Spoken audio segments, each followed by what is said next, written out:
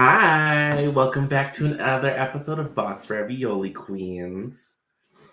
I'm Jasmine the Queen. Nicole Ravioli. Boss Lady Amy. And this episode is called Flippity Floppin.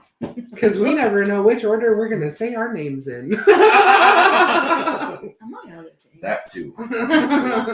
This episode, we're going to talk a little bit about doing caregiving jobs and then like going out of caregiving and sometimes even going back into caregiving and like how it feels to like do different jobs and like go back and forth, I guess, is the whole idea. So not only that, but we kind of have a sort of announcement to make.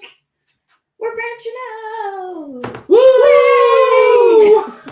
So we're still going to be like advocates for caregiving and everything, but we're also going to branch out into like many different topics. So we're not just going to like stay in one area anymore because there's like lots of different things that we can talk about. There's lots of different things that we're interested in. So it makes it more fun.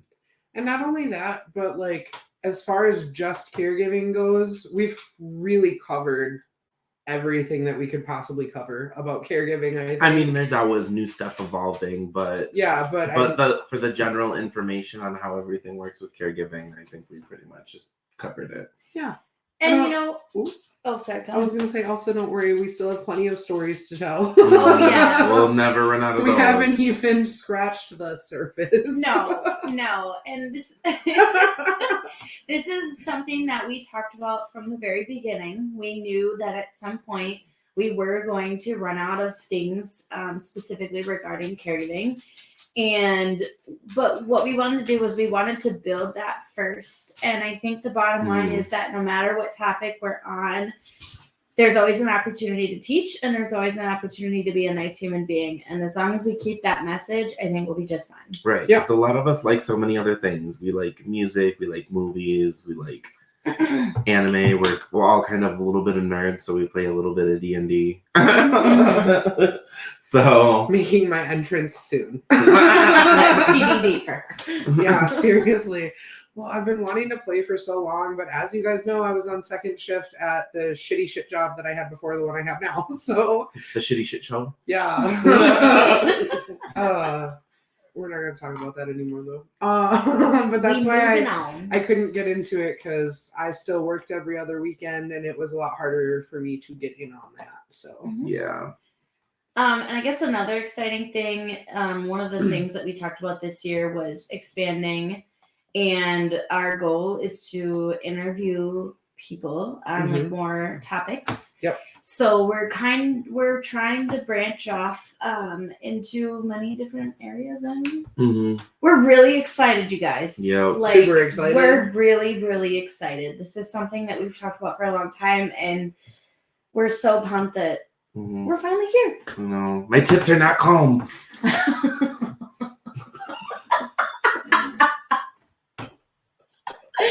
Hakuna those tatas.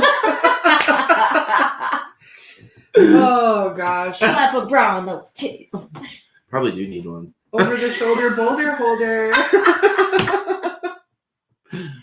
Anyway. Oh my god. Flippity floppin. Flippity floppin. That's what Jasmine's titties are doing. Might give myself a black eye. Flip the pancake. Stop. What'd you do with my wine? Moved it out of frame.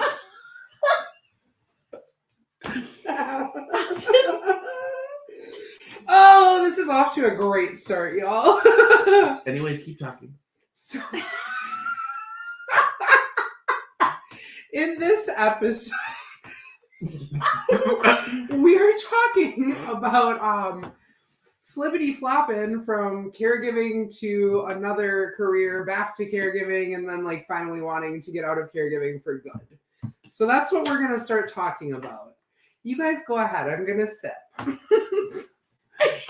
So anyways, I've actually done it before where like I have done other things besides caregiving. I've done jobs like McDonald's, Subway. I've worked at Starbucks before.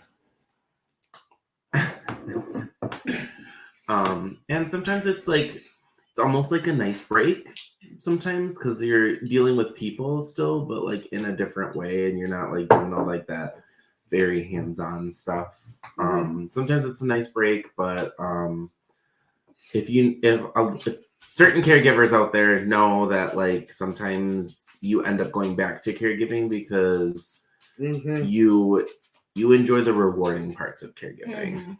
And like growing relationships with the residents, getting a good rapport with them. I mean, as a rule, you don't run into too many like bad residents. Yeah.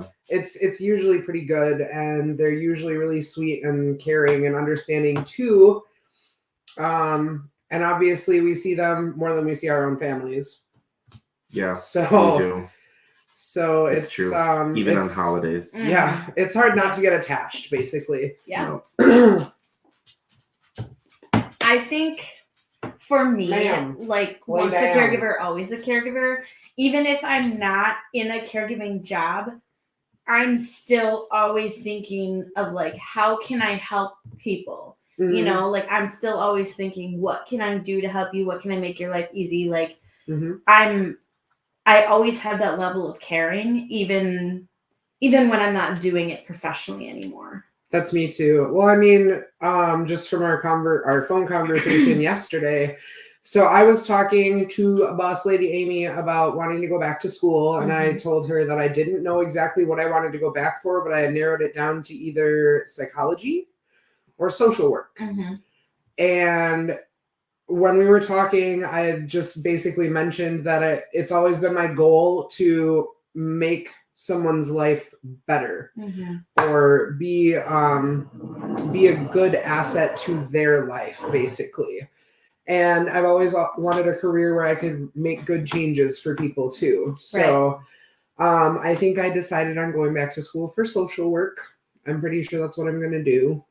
I made her say it out loud. Yeah, she did. That's what I'm going back to school for. I've pretty much decided that. I don't know why I keep saying pretty much. I have decided that I'm going back to school for social work. Have you? Are you sure? Yes. Thank you very much. Evolution. Woo! We're evolving, growing. So I think this is kind of our way of saying like, we're always going to be in healthcare, I think, in some capacity, or at least in some job that we're helping people. But don't put yourself in a box, and you don't have to be okay with like your entire life just doing the same thing. You're allowed to break it up. Agreed. And if at any point you want to change careers, you're never too young and you're never too old. You can always do it. It's just the work that it takes to get there for anybody. I'm like the crypt keeper. It's me, Jessica. I'm in here.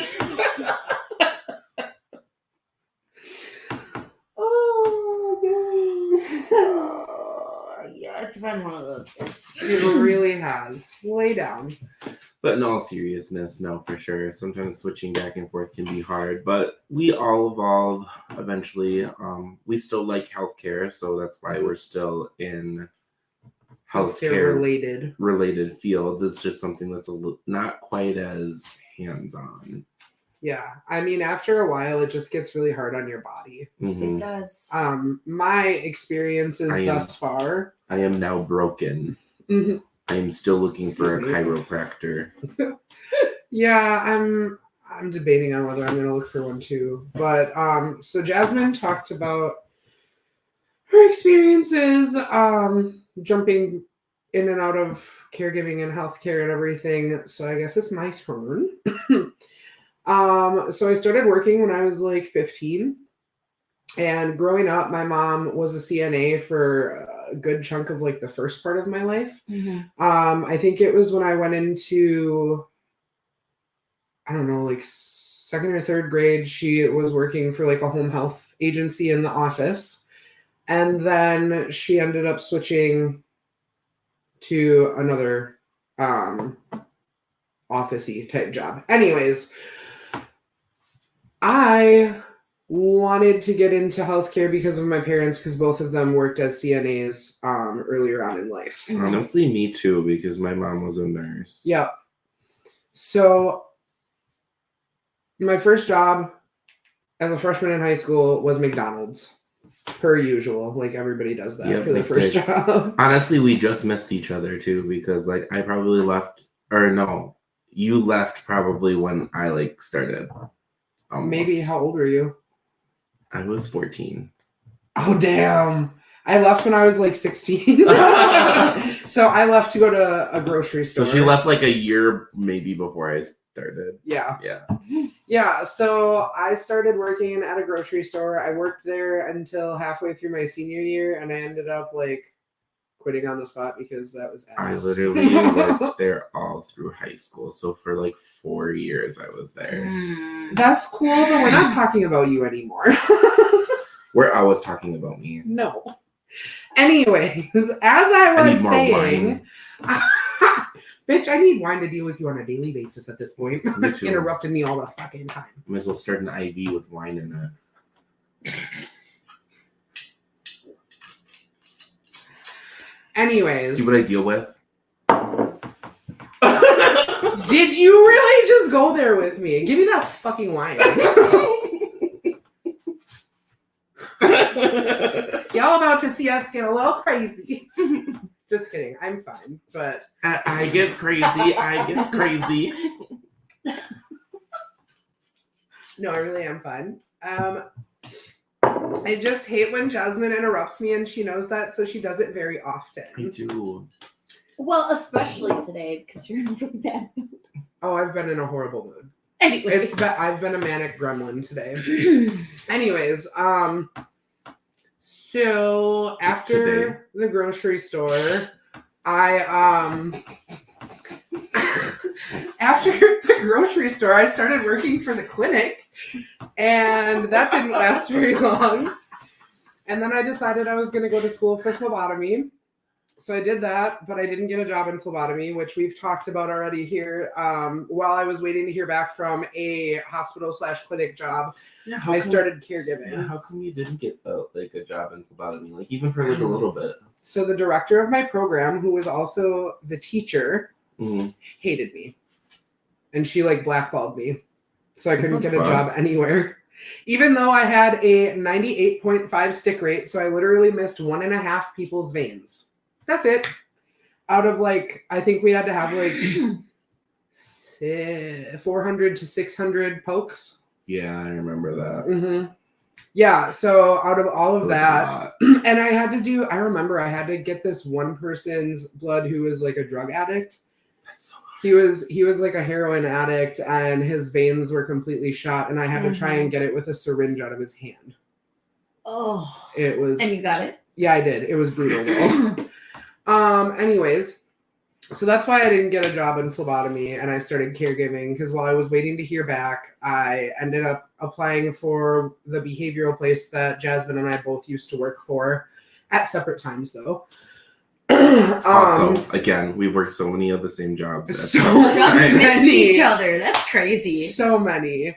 So after like, I don't know, like 7 years of caregiving / CNA, because I did get my CNA too, I decided that I was done with healthcare, which was not the case. Obviously, we know that now. But I was like, you know what? Fuck it. I'm sick of these companies. They treat me like shit. Like the residents are good, but I can't deal with the high stress anymore, because I was strictly behavioral at that point. Honestly, the stressful part is like sometimes your coworkers and management. It's not even the people that you're Right. taking care of. Exactly.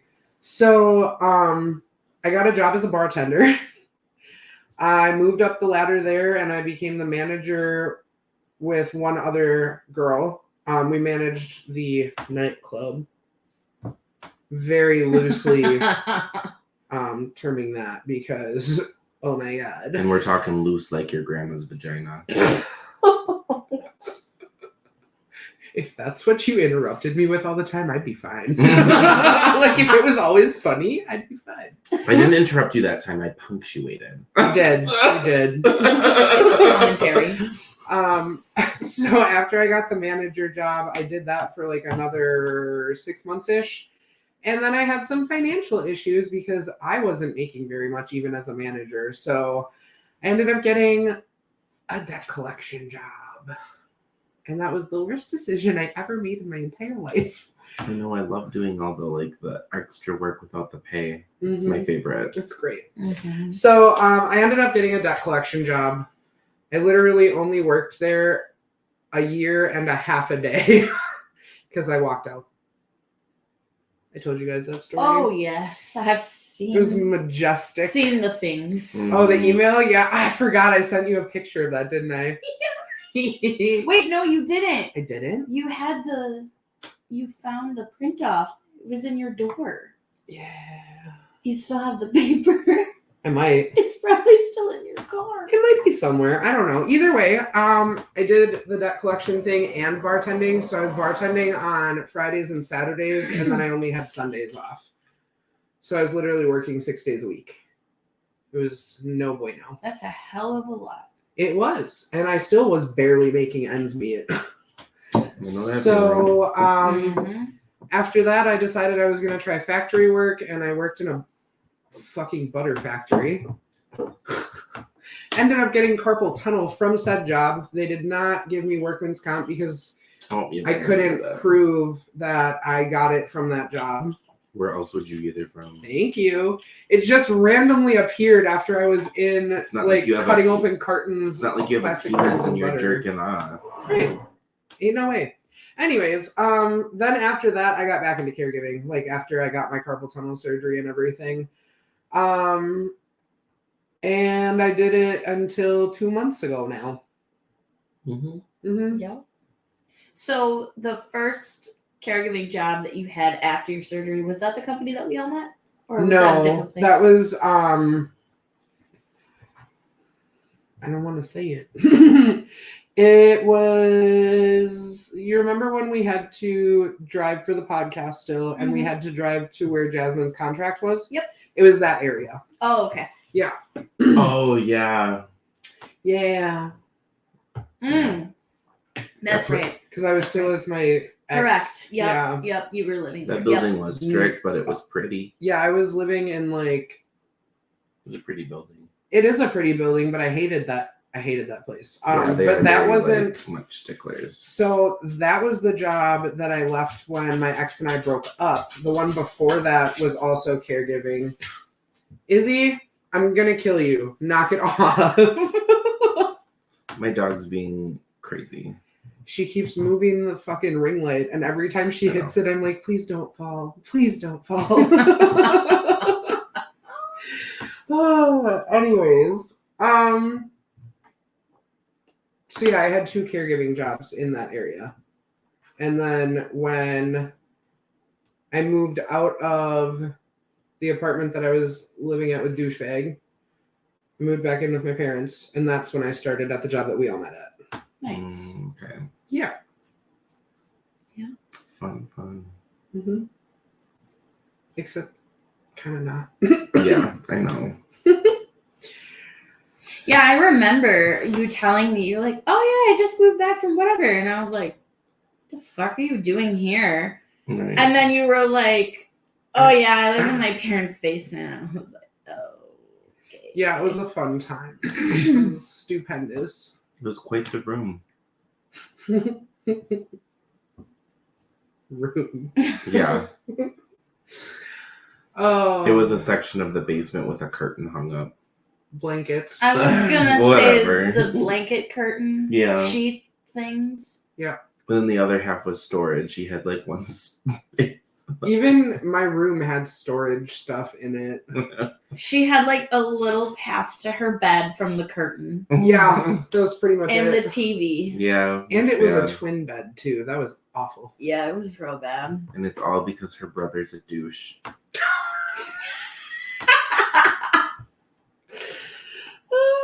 Yeah, pretty much. I hope he hears this, but he won't because he's a douche. He doesn't listen because he doesn't support her because he's a douche. It's because he's a douche. Oh. You hear that, Mama Ravioli? Your son's a douche. She knows. I know she does. She's like, yeah, he is. But she still loves him Watch because her- he's her child. Watch her go show him this. No, she wouldn't. I know. She wouldn't. I will. I'll send it to him. No. Why Please, God, no. not? Because then Mama Ravioli has to deal with the repercussions. True. I'll wait until she moves and then I'll send it to Indeed. him. I'm down for that. Anybody want to add anything else? Well, I guess it's my turn to share. It is. Share with the class. So I started working when I was 15. And I started at Rocky Rococo's. Ooh. I remember you telling me about that job. There was a lot of Honestly, things that happened. I would have liked that better because I like pizza. Yeah, I Valid. gained a lot of weight. That's yeah. I worked there for a year and a half, and then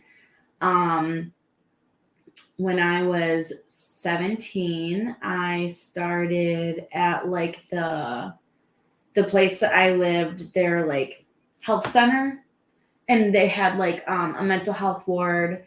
They had like that was the crisis center for the like city, and then they also had like a rehab unit for like Mhm. PAC people. Excuse me. And then they also had like a long-term floor, basically for people who like entered the rehab unit and then just like never left. Literally like the mental health facility I worked in, because they had long-term care and admissions and like a TBI unit. Yep. And then they also had a vent unit as well. Oh, wow. And so I worked there. I started as a healthcare aide, so I couldn't like touch the patients or anything. So it was just like stocking rooms, passing snack, like remember that. things like that. And then when I turned 18, so I worked there throughout my like senior year basically. And then when I turned 18, I tried my hand at home health. And that was horrible. I only did that for a summer and it was just absolutely horrific because of the client that I had. And you know, my management wanted me to basically, they just wanted me to roll it off my shoulders. And he was horrible. So I basically was like, fuck this. And I quit. And then I don't blame you. I would have too, especially after all that. it was the first time since starting like the workforce, quitting with no plan. Mhm. So I was like really scared because like I thought that I completely like fucked myself. But I didn't. I ended up finding a job like right away. And that was like the first time that I got introduced to like assisted living facility life in that capacity.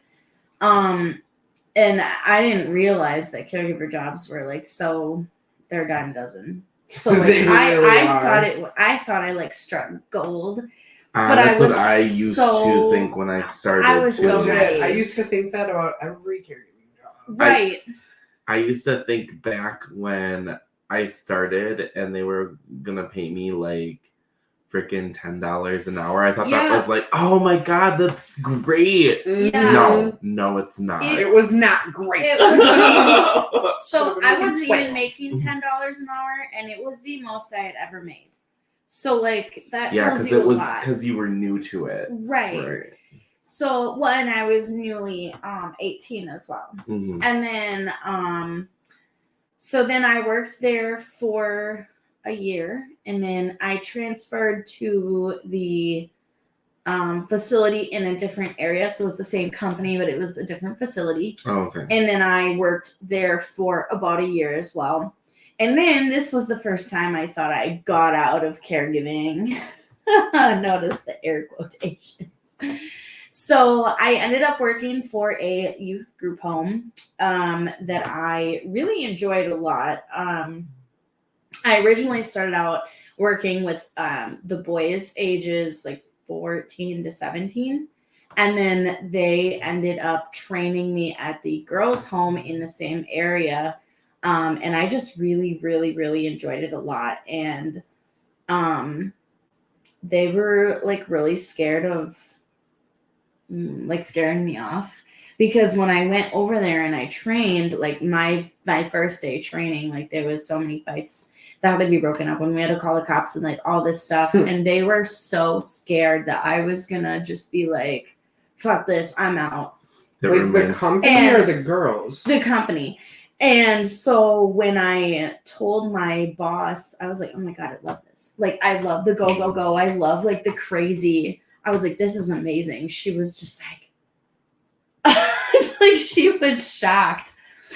So then I ended up. I do like the go too. Like, yeah, I don't like to like fun. sit around. Once in a while, I like to have a break in there somewhere. But okay, it's not fun if you're getting your ass beat, but it's fun if you're like constantly like go, go, go, like high pressure sort. Like, and then all of a sudden it's time to go home. Yeah, exactly. Mm-hmm. Like it does make you. I remember fast. I was supposed to train there 8 to 4, but I ended up working 8 to 8 because there was so much like just stuff going down, and the girls were so escalated that the manager over there was like, "Would you please stay? Don't judge me." And I was like, "Sure, absolutely."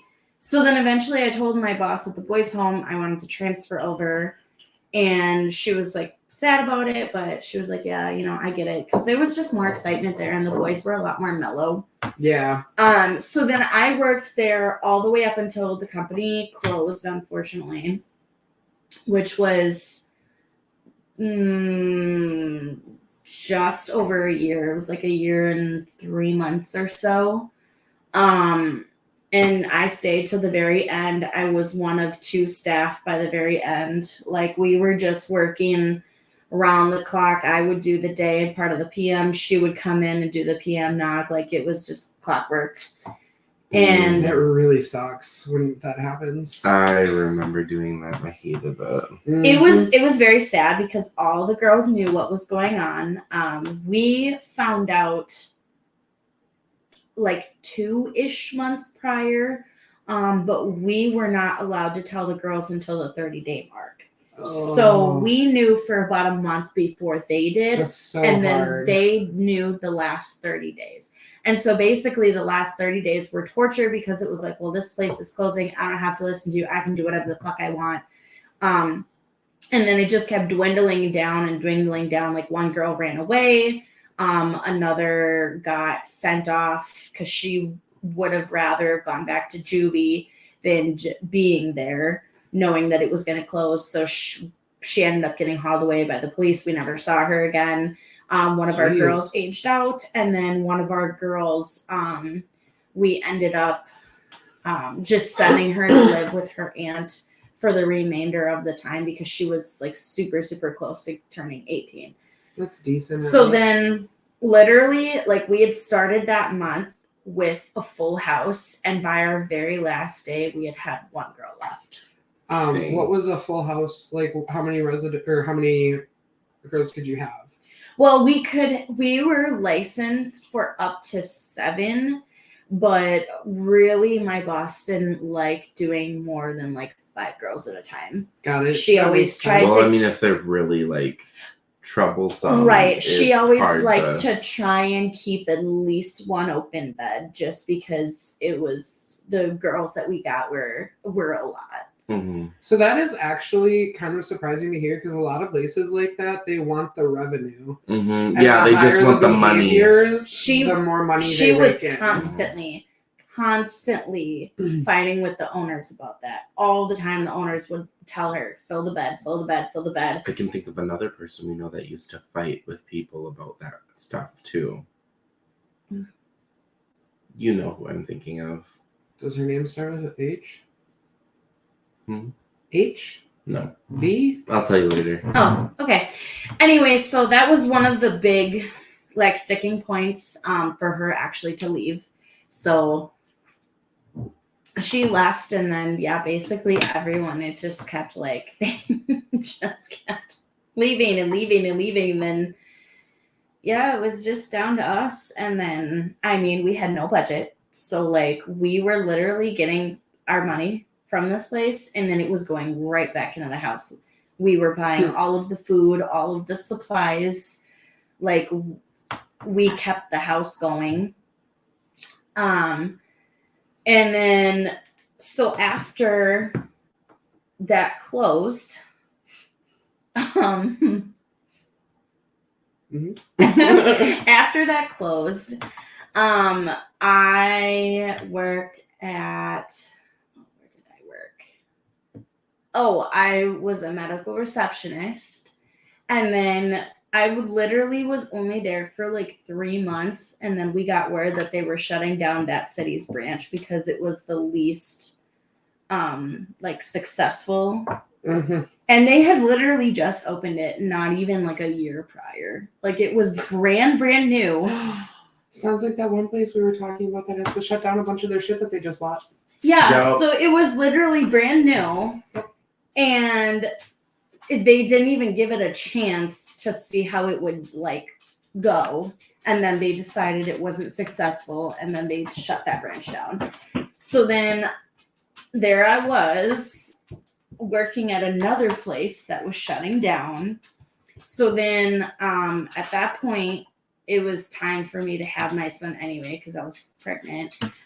So I ended up taking a 4-month maternity leave, and then I worked at a daycare for like 3 weeks, and it was awful. And I basically said, fuck that. I was literally there long enough to collect one paycheck. That was it. Ooh.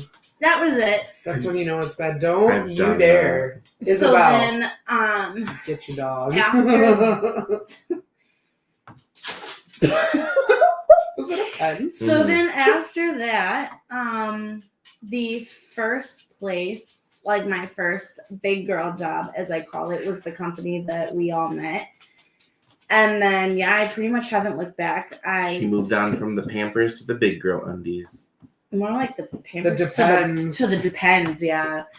And I worked a few jobs in between this one and that one, but like seriously, consecutively, I've been there. Coming up on 5 years this August. I don't know how or why. I mean, I get like the bills need to be paid and all that, but I don't know. I guess for me, I have chaos in so many areas of my life that, like, I guess Izzy wanted to be on camera. I guess so. I don't know. I guess for me, I just had so much inconsistency for so long. It was nice to be able to say that I worked at the same place for however long. And I know about the consistency, but it's very inconsistent consistency. That's for damn sure. It's true, but see, I liked that though. Like at the time when my son was a newborn, it was perfect for me because like I really enjoyed that. And then like as he started to get older, it became like way less manageable for me. Mm-hmm. And now I'm in a spot where like, okay, I can manage this chaos again. So like it's a lot of it's come in waves for me. Right. So yeah, that's my working career story. Tell us yours. We like friends. Yeah. Leave comments, questions, concerns. Don't forget to like stories. and subscribe. Hit that Mhm. notification bell. Literally. Hit all of it. Love us. Send us money. No, I'm just kidding. We're Merch, still accepting brand Taco deals. Bell gift cards. Oh God. Or if there's any hot men out there, 2 of us are looking. Hey. Hello. Be amazed what I can do with my mouth. Anyways, you can find us at bossravioliqueens@gmail.com. Or you can find us at Boss Ravioli Queens on Facebook, TikTok, YouTube. Uh-huh. I just thought about like my facial expressions. I just went through the 5 stages of grief. Anyways, until next time, bye.